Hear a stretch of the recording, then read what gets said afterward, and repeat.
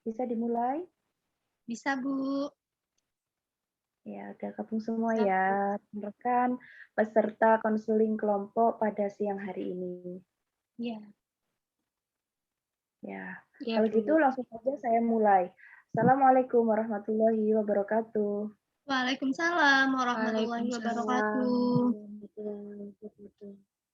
Salam sejahtera untuk kita semua, Om Swastiastu.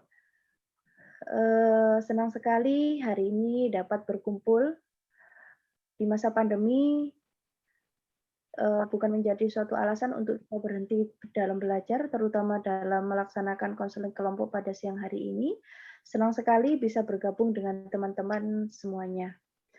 Perkenalkan, barangkali ada peserta konseling kelompok yang belum kenal. Nama saya Budini Atika. Barangkali kalian bisa memperkenalkan diri kalian satu persatu. Monggo. Dari saya ya, perkenalkan nama Ya, saya Hafizatul Nabila. Saya seorang mahasiswi. Sudah, begitu saja. yang lain? Ya, saya Sinta Widya Kusumo. Saya juga mahasiswi tingkat awal, Bu. Ya, salam kenal untuk semuanya. Semoga kita semua dalam keadaan sehat walafiat dan selalu lindungan Tuhan ya. Jadi untuk Mbak Afizatul Nabila sebagai koordinator dalam acara konseling kelompok pada siang hari ini. Terima kasih juga teman-teman yang sudah bergabung dan antusiasnya yang luar biasa. Langsung saja, konseling kelompok merupakan fasilitator sebagai zona perkumpulan beberapa mahasiswa yang ingin mengeluarkan emosinya yang berawal dari masalah individu yang sama beda-beda. Dalam konseling kelompok ini terdapat beberapa asas yang harus kalian ketahui dan ini sangat penting sekali, yakni asas kerahasiaan di mana hal-hal yang sensitif yang kalian utarakan selama proses ini berlangsung dapat Ibu jaga sebaik mungkin dan tentunya teman-teman semua harus menjaga itu semua.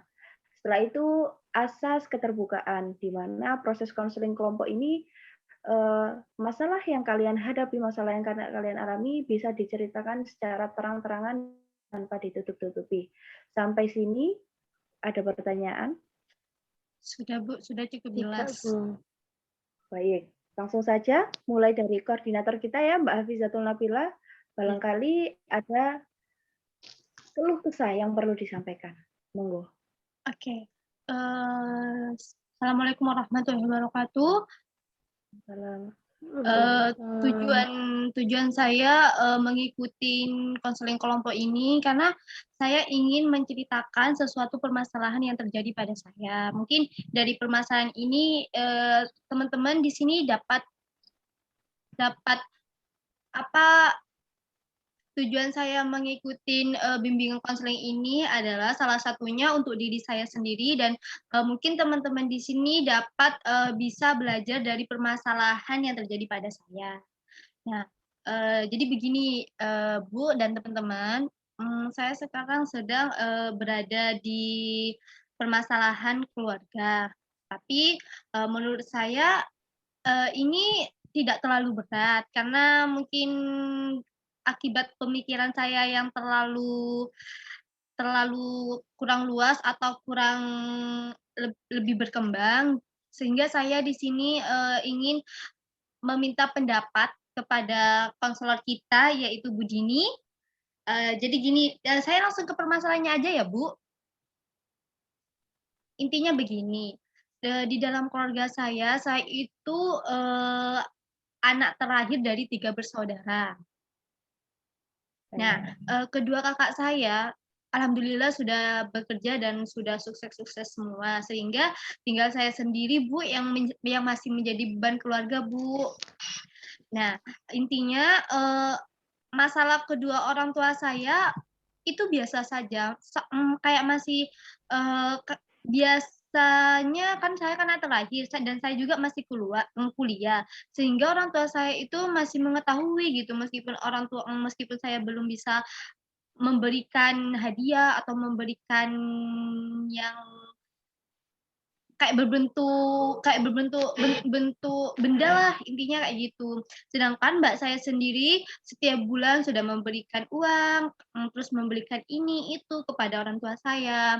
Nah, pada suatu peristiwa atau kejadian di mana orang tua saya itu Bu, apa namanya, sedang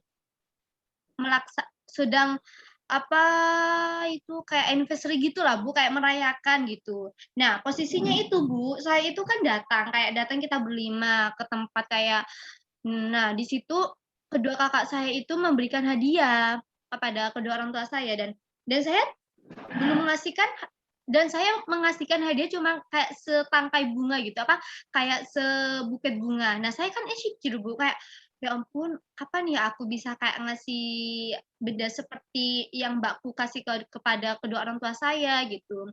Padahal orang tua saya itu nggak pernah, Bu, menuntut saya untuk ngasih ini, ngasih itu, gitu, nggak pernah. Cuman saya kan melihat dari kedua kedua kakak saya kayak, "Aduh, kapan ya?" Apalagi kedua kakak saya itu kayak sering gitu, "Bu, kapan Dek kamu bisa dapat uang sendiri? Kapan kamu, cepet lulus? Kapan kamu bisa bekerja sendiri?" Gitu. Nah, kan itu kan yang menjadi saya tidak percaya diri atau saya lebih kayak kalau di rumah lagi kumpul itu kayak saya tuh lebih diem gitu karena saya takut untuk ditanyakan, "Lulus kapan? Sekarang semester berapa?" Itu kan membuat saya lebih kepikiran sehingga saya tuh males untuk berkumpul dengan kedua kakak saya atau kedua orang tua saya, sehingga saya memilih untuk lebih di kamar sendirian gitu. Kalau boleh tahu, bagaimana kalimat-kalimat kalau Mbak Nabila masih ingat, mungkin ada perkataan kakak-kakak Mbak Nabila yang membuat Mbak Nabila itu sakit hati? Awalnya Bu, saya pikir ya Bu, itu kayak bercandaan gitu, oh mungkin mbak saya bilang kayak gitu mungkin biar saya itu termotivasi atau saya lebih semangat lagi. Tapi lebih ke sini tuh kayak dia itu kayak ngatain gitu atau kayak, seakan-akan aku tuh kayak menjadi bebannya mereka. Padahal mbakku itu untuk per bulannya itu ya biasalah ya ngasih uang gitu ya, paling ya nggak seberapa orang tua. Tapi kayak sakit hati gitu loh, Bu. Yang awalnya kayak cuman mikir, "Ayo Dek, kapan lulus? Ayo kapan?" Gitu. Padahal ya kuliahku ya nggak terlalu jelek-jelek amat gitu, nilai IPK-ku ya nggak jelek-jelek amat, ya aku ya standar seperti anak-anak umumnya gitu. Kalau masalah Iya. perkataan sih yang paling sakit hati itu ketika mbakku bilang seperti ini. Posisinya saya itu lagi di kamar Bu, tidur. Terus mbakku tuh tiba-tiba datang kayak ngasih, sesuatu gitu. Dia tuh baru datang dari luar negeri, terus saya itu dikasih hadiah. Terus dia bilang gini, "Dek bangun, ini loh hadiah buat kamu." Terus ya udah aku bilang, "Makasih ya Mbak," gitu. Terus mbakku malah bilang gini, "Kamu itu gimana mau jadi orang sukses, jam segini aja masih tidur." Padahal Bu, saya itu malamnya itu ngerjain tugas, saya itu bergadang, malah dikatain kayak gitu. Padahal loh saya itu Bu habis beresin kamar saya, habis bantuin ibu saya, nyiram-nyiram taman di depan rumah, malah dikatain kayak gitu. Ya saya sakit hati lah Bu. Baik, aku mengerti apa yang kamu rasakan. Lah, dalam konseling kelompok ini kita tidak bisa lepas dari teori untuk memecahkan masalah Mbak Nabila dan rekan-rekan sekalian dalam permasalahan ini. Di sini Ibu memiliki teknik yang dicetus oleh Alfred Adler. Di sini ada yang tahu? Oh, pendekatan Adler itu ya, Bu? Kurang ya. Apa Barangkali itu? kalian ya, barangkali kalian sudah ada yang mengerti. Saya Jika cuman belum, Saya sedikit belum pernah tahu. baca sih, Bu, cuman sedikit artikelnya. Tapi kalau untuk lebih mendalami atau mengetahui pendekatannya itu belum seberapa mengerti. ya. Saya Jadi teori belum Alfred tahu. Adler ini tidaklah berfokus terhadap masa lalu seseorang seberapa buruknya. Bahkan kadang itu masa lalu seseorang itu bertolak belakang dengan dasar masa lalunya. Misalnya, Manusia itu termotivasi pertama-tama oleh dorongan sosial. Perilaku itu yang dimiliki membawa maksud dan terarah atau suatu sasaran. Jadi seperti ini, yang di masa lalu buruk tidak selalu di masa depan buruk. Benar, sesuatu hal yang kita alami sekarang itu pasti ada berkaitan dengan kita di masa lalu. Hanya saja Alfred Adler ini fokusnya bagaimana kita mengintervensi diri kita bahwa mungkin saat ini kita dicemooh orang, kita insecure, kita dihina seseorang, namun kita yakin bahwa suatu saat bisa menjadi orang besar. Jadi sampai sini paham? Oh, saya paham, Bu.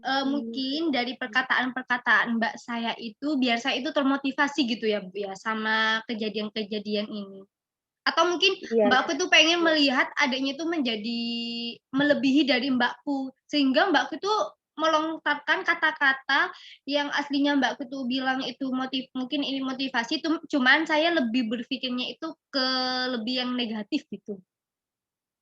iya betul sekali Mbak Nabila. Jadi seperti ini, eee, kalau boleh tahu, eee, penting nggak ada peran Kakak di dalam keluarga Mbak Nabila atau dalam kehidupan Mbak Nabila sekarang? Penting, Bu, ya penting lah. Sayang nggak kakaknya Mbak Nabila terhadap Mbak Nabila? Sayang, Bu, soalnya ya setiap saya kayak, Mbakku tuh kalau datang dari luar atau apa itu masih inget gitu, Bu, ke saya gitu, dan dia tuh, belum pernah saya melewati kejadian atau apa yang membuat saya jadi nggak, pokoknya intinya sayang gitu deh, kayak perhatian. Cuman menurutku perhatiannya itu terlalu kejam deh kayaknya. Ya, baik.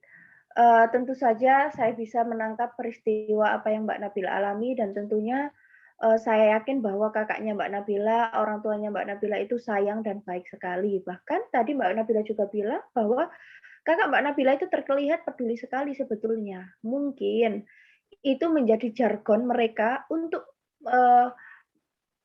memberi semangat Mbak Nabila. Jadi mungkin barangkali mereka itu bukan ada niatan untuk membuli atau membuat Mbak Nabila insecure. Hanya saja Mbak Nabila merasa di sini terintimidasi karena melihat kakak-kakak Mbak Nabila yang sukses dan seolah-olah Mbak Nabila sekarang itu jadi beban keluarga. Apa seperti itu?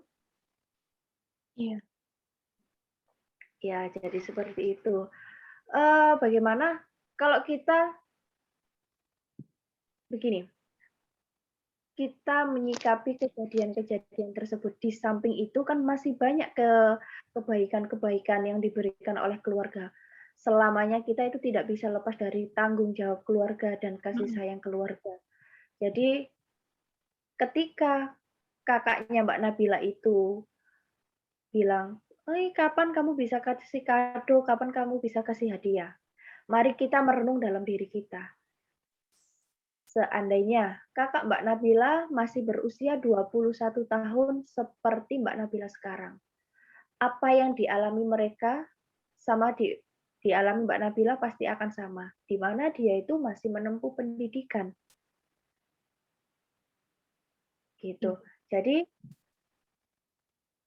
yang perlu diketahui, Mbak Nabila itu bisa menyadarkan mereka bahwasanya dulu saya seusia kakak-kakak juga sama loh, saya itu fokusnya ke pendidikan dulu, gitu. Jadi mungkin nanti Kakaknya akan menyadari dan tidak, mencemooh seperti itu lagi. Selain itu bisa menjadi motivasi untuk Mbak Nabila, tapi bukan untuk dendam, seperti ini contohnya. "Nggak apa-apa sekarang saya dikatain seperti beban keluarga, tapi saya tuh harus percaya diri, harus semangat bahwa memang benar, kenyataannya sekarang masih menjadi beban keluarga itu benar, karena memang masih tanggung jawabnya orang tua, benar sekali.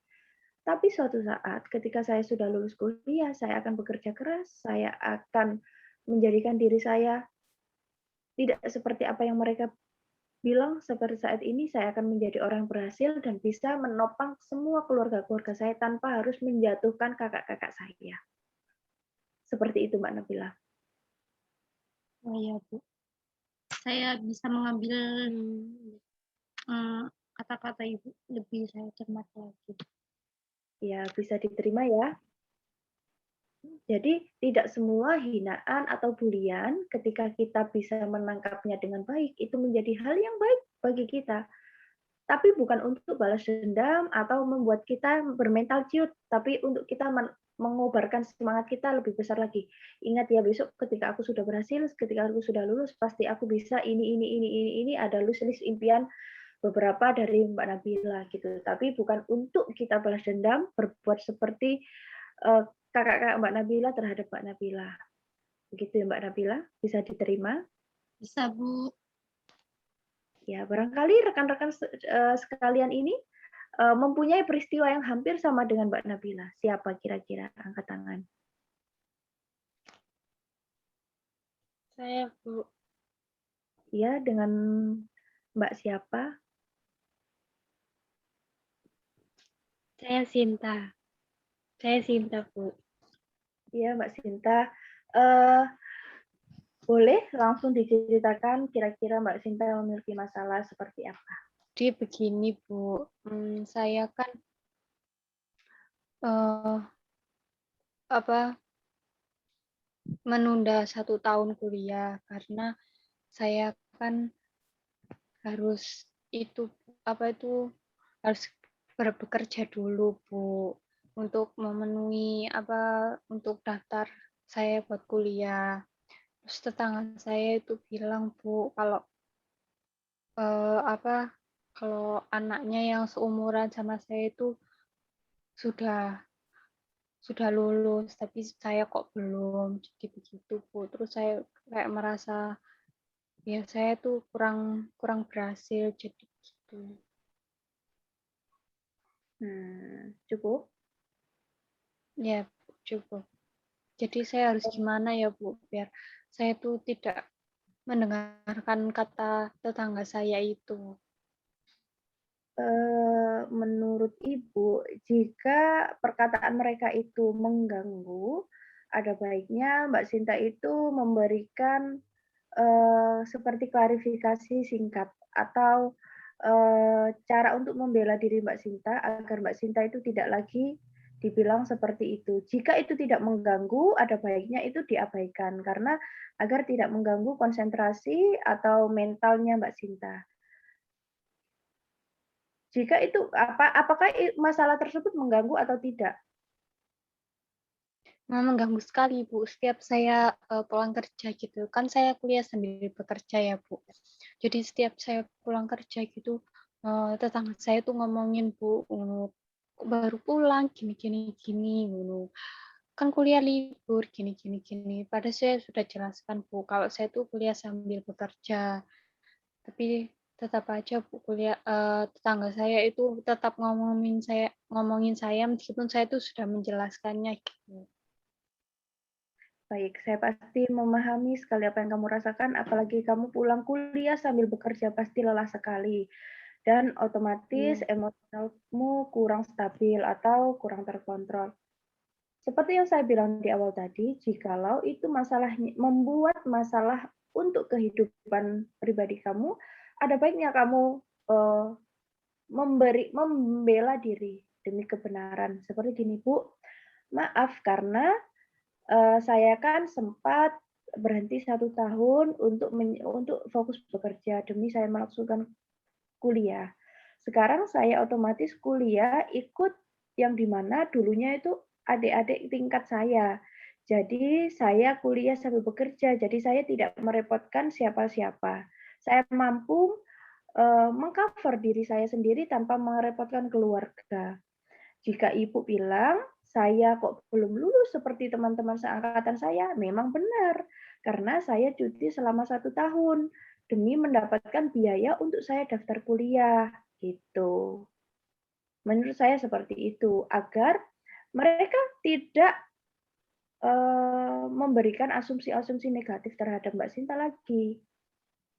Seperti itu. Jikalau masih ada fitnah atau gunjingan yang lain, ya itu bukan urusan Mbak Sinta.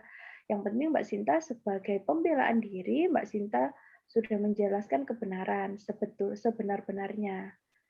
Namun di sisi lain jika itu tidak termasuk mengganggu, Mbak Sinta bisa mengabaikan karena menurut Mbak Sinta halah orang itu hoax, orang-orang itu tidak tahu kebenarannya seperti apa, urusan saya seperti apa. Boleh jika Mbak Sinta tidak merasa terganggu. Tapi kalau merasa terganggu, ya sebaiknya 1-2 kata tadi bisa disampaikan terhadap tetangga Mbak Sinta yang salah paham tadi, gitu Mbak Sinta. Bagaimana? Iya, Bu, terima kasih. Kadang saya tuh nggak dengerin, Bu. Terus kan kalau tetangga ngomongin terus kan kuping jadi panas ya. Ya, saya kadang itu ikut emosi marah-marah gitu. Terus habis gitu saya kan yang ngomongin kan orang tua ya, Bu. Jadi kayak saya merasa bersalah juga, udah kayak bicara nadanya tinggi gitu. Kayak saya bentak-bentak orangnya gitu. Gitu, Bu. Saya juga kadang merasa bersalah juga kalau ngomongnya nggak sopan santun gitu. Iya, saya paham sekali. Pasti sepulang kerja dan kuliah itu pasti sangat capek dan sangat jenuh ya. Tapi karena kita Iya, ini sosial, kita harus tetap menjaga silaturahmi paling tidak atau sikap yang santun terhadap mereka. Jangan sesekali kita itu bersikap negatif seperti barangkali tetangga Mbak Sinta tadi yang memperlakukan Mbak Sinta seperti itu. Semua itu bisa dibuktikan. Semua kesuksesan itu perlu waktu dan perlu proses masing-masing. Kita nggak pernah tahu teman-teman Mbak Sinta yang lulus duluan dan Mbak Sinta yang lulus di tahun belakang, kita nggak pernah tahu rezeki seseorang. Proses seseorang kan berbeda-beda. Asalkan Mbak Sinta itu bisa menjaga hubungan sosial dengan baik, dengan keluarga dengan baik, dengan tetangga dengan baik, dan Mbak Sinta bisa fokus ke tujuan Mbak Sinta agar bisa bekerja sambil kuliah, dan setelah lulus kuliah, Mbak Sinta mau fokus ke dunia kerja yang lebih tinggi dan giat lagi, Mbak Sinta jauh lebih tenang karena Mbak Sinta tidak memiliki beban di permasalahan sama tetangga atau sama siapapun. Karena kalimat-kalimat seperti nyinyir itu tidak akan lepas dari diri kita. Bahkan ketika kita di perkuliahan atau bahkan di dunia kerja pasti ada gunjingan-gunjingan yang aneh-aneh, entah kok belum nikah sih, kok belum punya anak sih, kok itu aja sih pakaiannya dan lain-lain. Jadi ada kalanya kita itu membentengi diri sendiri agar tidak sampai melukai orang lain. Seperti itu Mbak Sinta. Sudah jelas?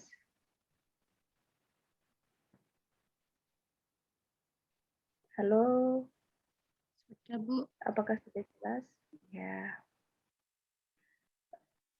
Ya, jadi antara masalah yang diutarakan Mbak Nabila sama Mbak Sinta tadi, di keduanya memiliki sama-sama keterkaitan antara kita di masa ini atau bahkan di masa lalu kita pernah dijatuhkan sampai membuat kita tidak percaya diri. Ada kalanya kita mensikapi dengan baik dan tetap dengan pikiran yang positif. Jangan lupa proses manusia itu berbeda-beda.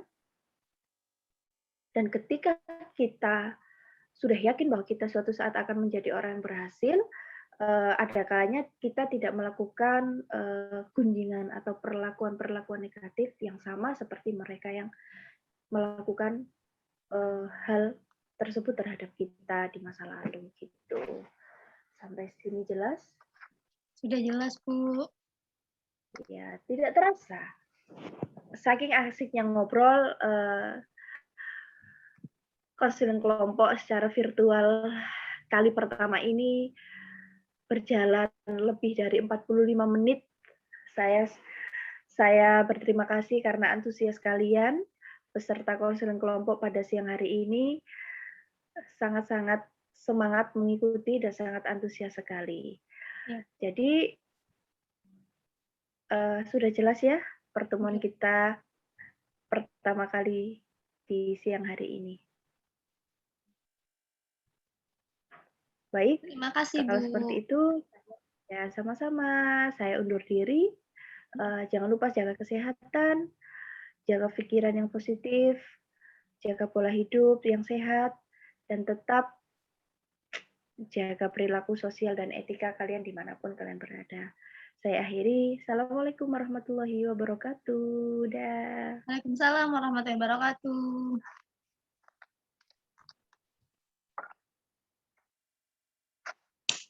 Mal Mara epate, kanak-kanak ada ya.